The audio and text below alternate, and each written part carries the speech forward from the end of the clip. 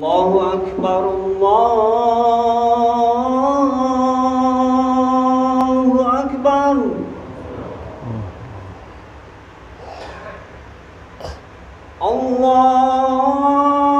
الله أكبر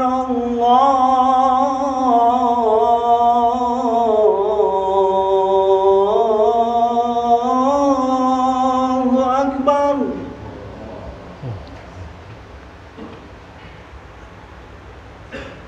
أشهد أن لا إله إلا الله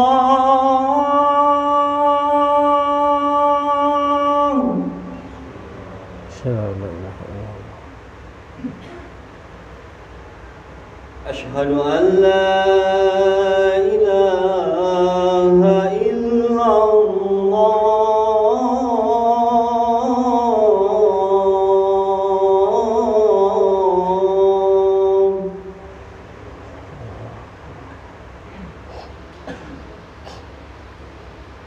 أشهد أن محمدا رسول الله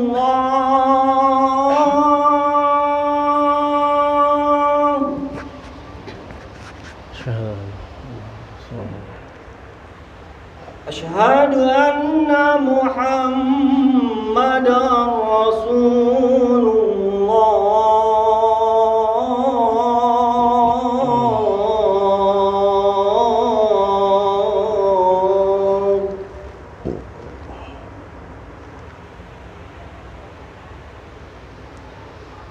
حي على الصلاة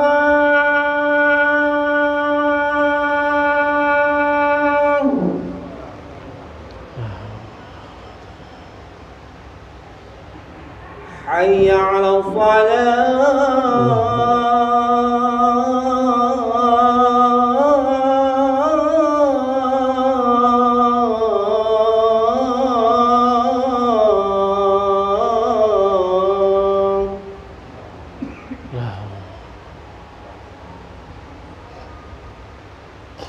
حي على الفلاح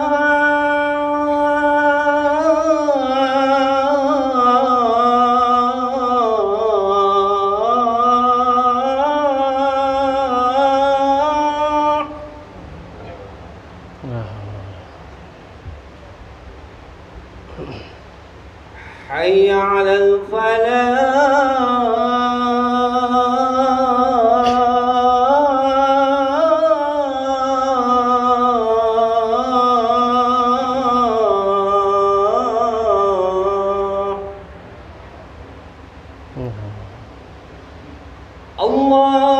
الله أكبر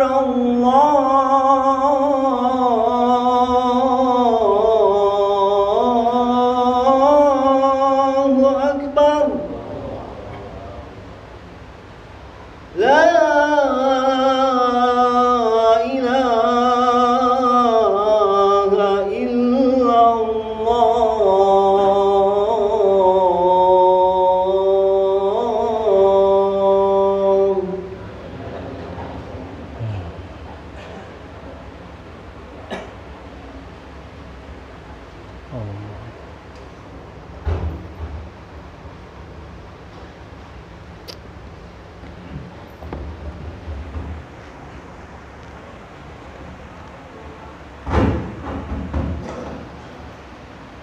إن الحمد لله نحمده ونستعينه ونستغفره ونعوذ بالله من شرور أنفسنا ومن سيئات أعمالنا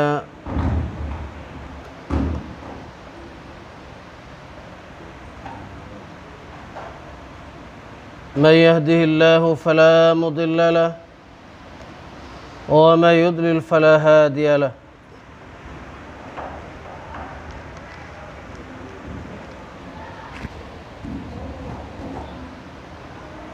أشهد أن لا إله إلا الله وحده لا شريك له وأشهد أن محمدا عبده ورسوله لا نبي بعده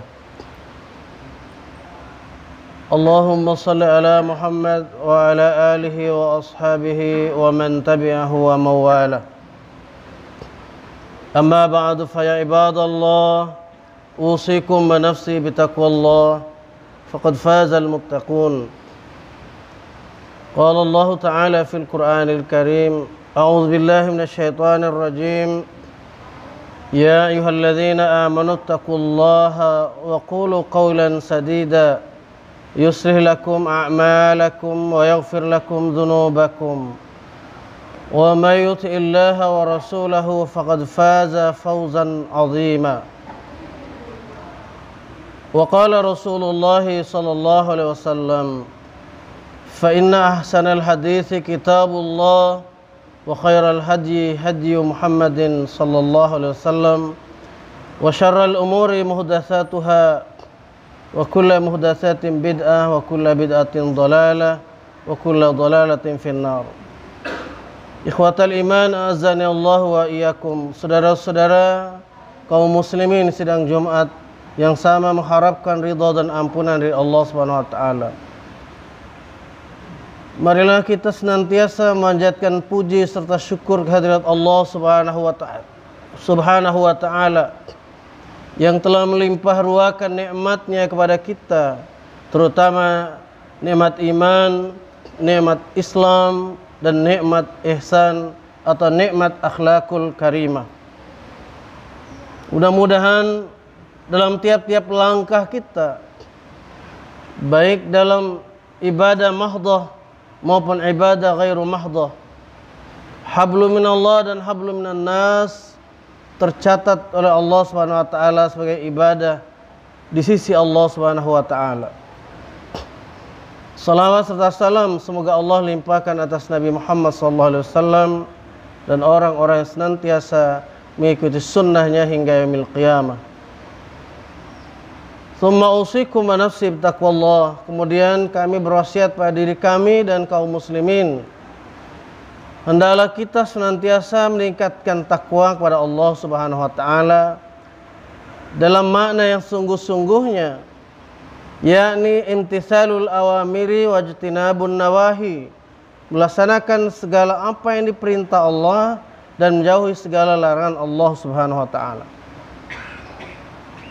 Pada Jumat kali ini ingin kami mengangkat tema bahwa hakikinya peradaban dibangun berdasarkan syariat Islam.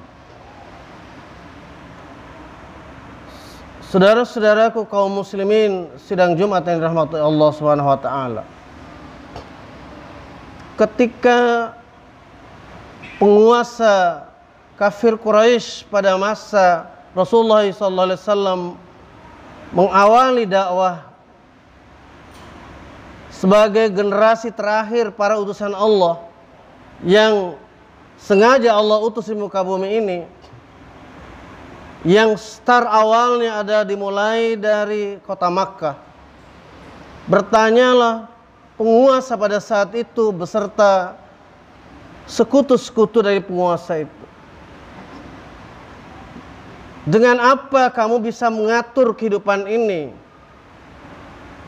Seakan-akan perasaan mereka adalah bahwa kekuasaan mereka sudah terancam dengan kehadiran Nabi Muhammad SAW yang membawa syariat yang benar dari Allah Subhanahu wa taala. Mereka belum tahu bahwa yang dibawa oleh Muhammad SAW adalah kebenaran yang hakiki.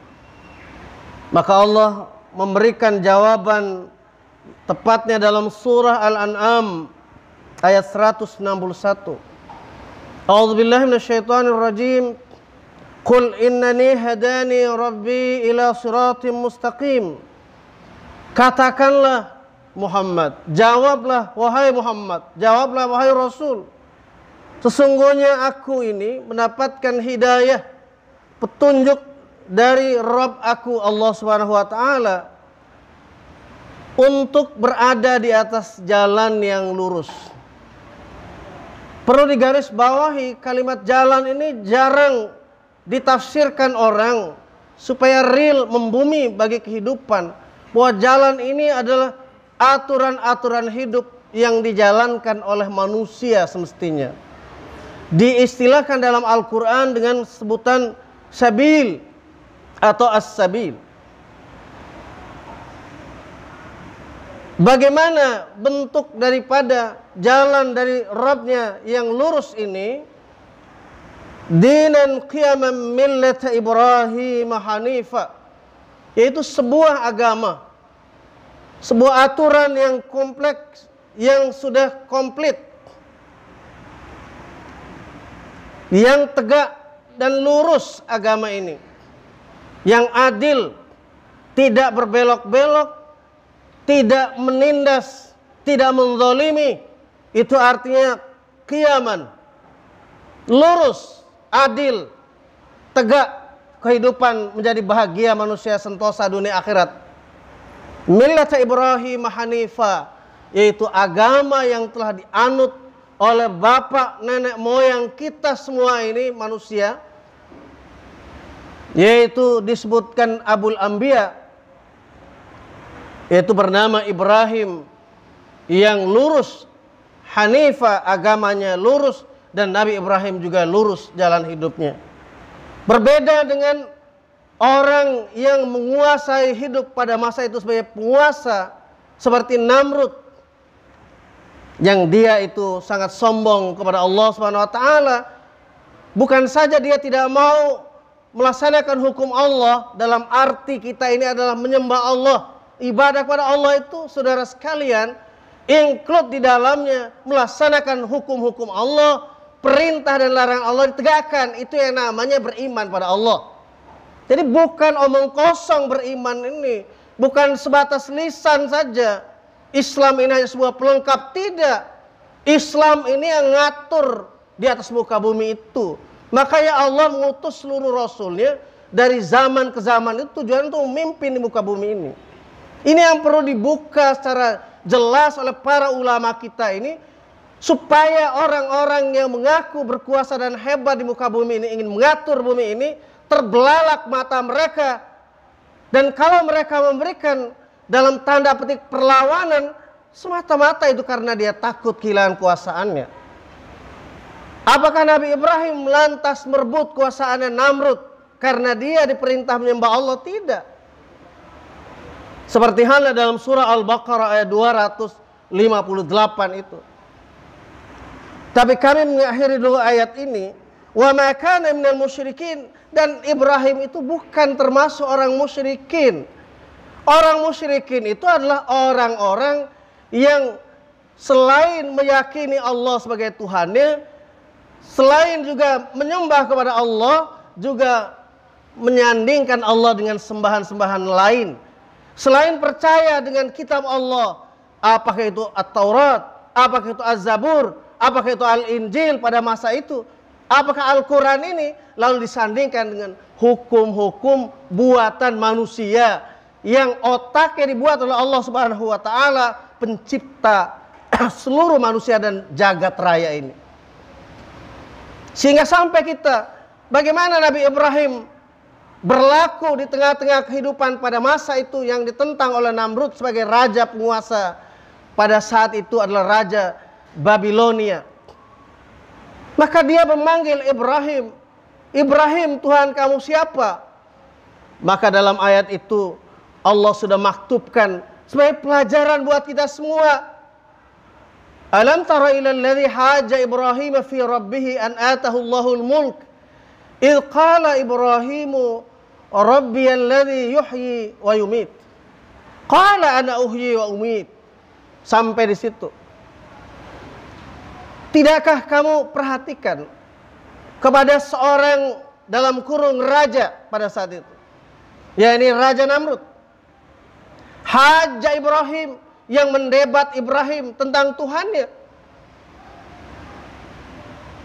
Lalu pada saat itu dia berkuasa sebagai raja. An atahu Allahul mulka, diberikan oleh Allah Subhanahu wa taala kuasaan dia itu. Lalu Nabi Ibrahim mengatakan, Tuhan aku itu adalah yang bisa menghidupkan dan bisa mematikan. pencipta seluruh alam jagat raya ini, dan yang mematikan seluruh kehidupan dunia ini untuk hidup di akhirat nanti. Tapi sombongnya Namrud pada saat itu, qala ana uhyi wa umit.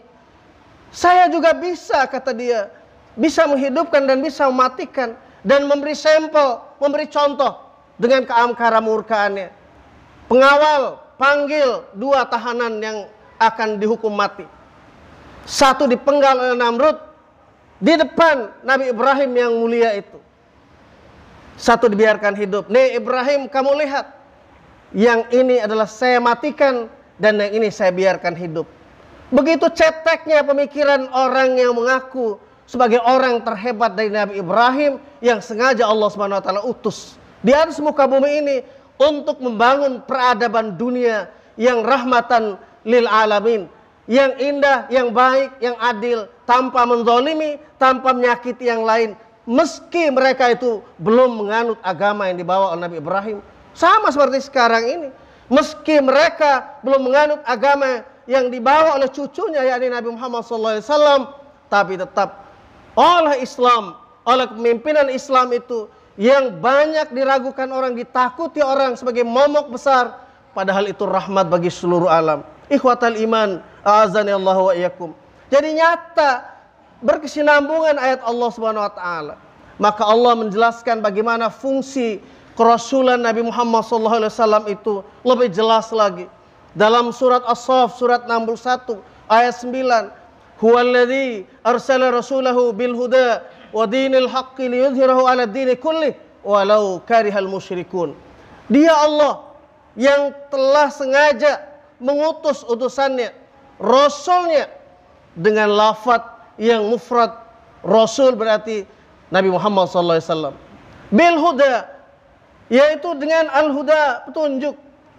Tidak ada satu ahli tafsir, ulama, baik dulu maupun sekarang, yang tidak faham dengan kalimat al-huda. Yang dimaksud adalah Al-Quran. Wadinil haqqi, dan agama yang hak. Apa itu agama? Jangan difahami secara sepele dan ringan. Agama ini bukan sebagian sisi dari kehidupan. Agama ini, saudaraku sekalian, adalah mengambil semua sisi kehidupan manusia untuk diatur. Karena yang maha pengatur, yang telah mengutus utusannya, yang telah memberikan, yang menurunkan al-huda itu sebagai pengatur kehidupan manusia, sebagai dustur, sebagai undang-undang kehidupan manusia. Jangan manusia itu congkak menyombongkan diri kepada Allah Subhanahu wa taala. Setelah Allah datangkan petunjuk yang jelas, lalu mengaku hebat. Ada petunjuk yang lain yang bisa lebih hebat, yang bisa membuat makmur kehidupan manusia dunia akhirat. Itu omong kosong, saudaraku sekalian. Yang bisa membuat manusia ini jaya dunia dan akhirat hanya Allah Subhanahu wa taala. Dan bila mana kita berada di atas petunjuk Allah Subhanahu wa taala. Ihwatal iman, azani Allah wa iyyakum. Untuk apa Allah memberikan 2 itu? Liyudhhirahu 'ala ad-dini kullihi walau karihal musyrikun. Supaya Allah memenangkannya agama Islam itu di atas aturan-aturan yang dibuat oleh otak manusia, yang otak mereka itu adalah ciptaan Allah Subhanahu wa taala, punya keterbatasan. Tidak berhak otak kita ini membuat aturan. Otak kita yang diberikan Allah ini hanyalah mengimani aturan dari pencipta aturan itu, Allah Subhanahu wa taala. Kenapa hanya dibaca ini Al-Qur'an? Tapi ketika kita membuat kesimpulan, keputusan untuk kehidupan ini, lantas beralih ke barat, ke timur, ke utara, ke selatan, mencari dalam tanda petik maha guru untuk bisa mengatur dengan sebutan undang-undang yang dibuat otak manusia. Padahal Al-Quran ini begitu mudah. Sudah kami mudahkan Al-Quran ini bagi orang yang mau ingat Allah. Walaqad yassarna al-Qur'ana lidzikri fahal min mudzakir. Sudah kami mudahkan Al-Quran ini bagi orang-orang yang mau ingat Allah. Apakah kalian itu termasuk orang yang mau ingat Allah? Jadi ingat itu bukan sekedar berzikir, baca subhanallah, alhamdulillah, la ilaha illallah, Allahu akbar. Itu hanya ucapan lisan. Tapi zikir yang terbesar adalah kandungan Al-Quran. Bila mana kita tegakkan Al-Huda, petunjuk, tidak akan bisa tegak tanpa agama. Agama itu tidak bisa kita tegakkan kalau tidak karena petunjuk Allah Subhanahu wa taala. Barakallahu li wa lakum fil Qur'anil Karim wa nafa'ani wa iyyakum bima fihi minal ayati wa dzikril hakim. Aqulu qawli hadza wa astaghfirullahal azim li wa lakum wa lisairil muslimin wal muslimat fastaghfiruhu innahul ghafurur rahim.